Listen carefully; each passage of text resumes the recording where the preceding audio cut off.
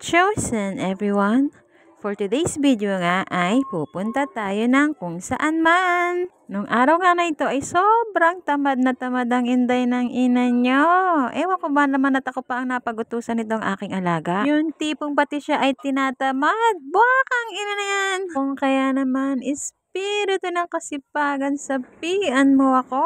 Araw nga na ito ay maaga umuwi ang aking alaga at alam nyo ba, nagkikrip siya. Hay, talaga naman ang pagkikrip naman talaga naman ay wala sa panahon. Tinamaan ka nga naman ng magaling at nagkikrip nga daw siya ng McDonald's at sabi niya ay ililibre niya daw ang inday ng ina nyo. Mabilis pa sa alas 4 ang inday ng ina nyo ay sinapian ng kasipagan na nakalipad agad sa McDo. Mindset ba? Mindset pag sinabing libre for the go. At eto nga, ang inday ng ina nyo ay nakarating agad ng hindi ko namamalayan. Ganon siguro talaga pag libre ano. At in-order nga niya ito through phone. Ewan ko nga ba't hindi na lang niya pinali-deliver sa bahay. Gusto ata talaga ako'y nauunat kakalakad. At pagdating ko nga dito ay hinihintay na lang ako. Uy, sana all hinihintay. At dahil ganado nga ang inday ng ina nyo ay tara umuwi na tayo at nang magkatikiman na tayo. Uy, wag ganun.